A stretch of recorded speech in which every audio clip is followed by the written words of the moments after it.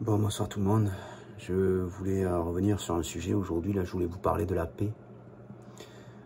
Sachez que la paix, à la base,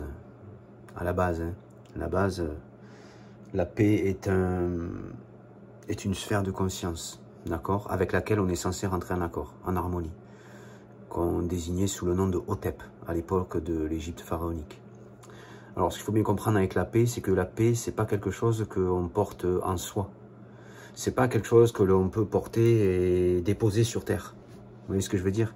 Les hommes qui se disent apporter la paix sur terre, ça n'existe pas. On n'apporte pas la paix sur terre, c'est faux. C'est faux. On apporte l'amour sur terre. Et par le biais de l'amour, la paix en découle toute seule d'elle-même.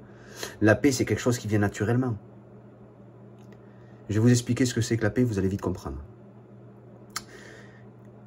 En faisant ce chemin spirituel, à un moment donné, je suis arrivé dans une sphère avec laquelle j'ai été mis en contact avec Monsieur P. Hotep, Monsieur Hotep.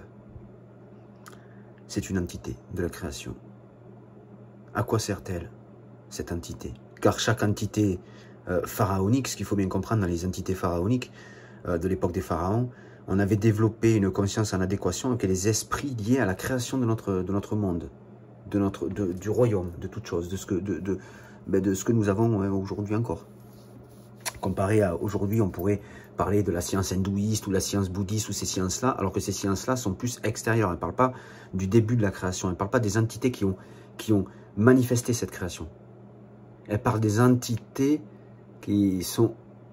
C'est des entités différentes. On va parler des entités... c'est notre manière de voir avec l'hindouisme, si vous voulez, et le bouddhisme. Je ne peux pas encore tout à fait le définir, je l'ai, mais je n'ai pas les mots pour l'instant. Je pourrais vous l'expliquer par la suite. Bon, je vais revenir sur la paix. Donc, si vous voulez, chaque entité dans l'Égypte a son utilité. Elle avait son utilité à l'époque. Si vous faites un chemin spirituel, vous rentrez dans une sphère de conscience à un moment donné qui s'appelle la paix, qui s'appelle Hotep, qui est un des principes de la création. Quand on rentre en accord avec ce principe, on rentre en accord et en harmonie avec la paix de la création. Pas la paix que l'on souhaite, pas la paix qu'on aimerait voir dans le monde. Non, la paix avec la création. Ah, être en paix avec la création. Jamais, jamais un homme ne pourra apporter la paix sur terre. La paix n'est pas un morceau de viande qu'on met sur un plateau.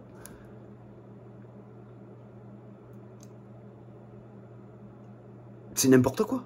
Je vais apporter la paix sur terre. Tu vas apporter quoi sur terre? On transmet ce que l'on est. On transmet nos connaissances. On transmet notre amour. Mais la paix, c'est quelque chose qui réside. La paix, je vais vous expliquer à quoi elle sert. Parce que si je ne vous l'explique pas, vous n'allez pas comprendre.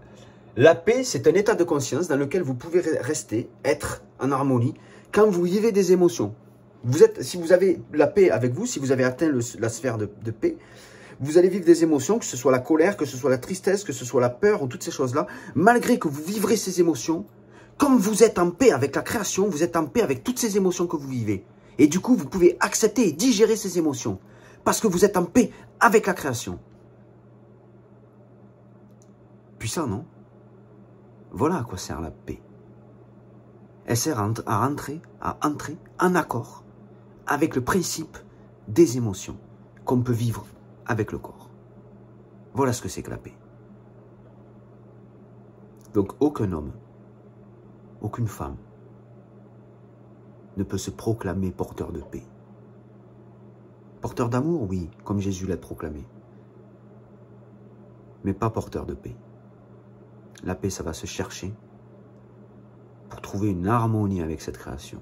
Mais d'abord, on va trouver l'harmonie avec la création pour récolter la paix. C'est le grand tout, le divin nous donne ce dont on a besoin si on se met d'abord en accord, hein, vous savez. Il faut se mettre en accord. Hein. C'est pas en tapant dessus que vous allez recevoir les choses. C'est pas en tapant sur vos émotions que vous allez recevoir la paix. Il faut rentrer d'abord en accord et en harmonie avec ces choses-là.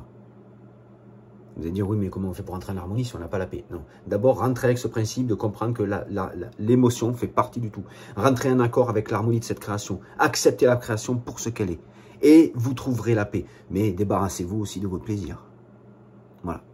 Sur ce, je vous souhaite une bonne soirée et puis je vous dis à bientôt.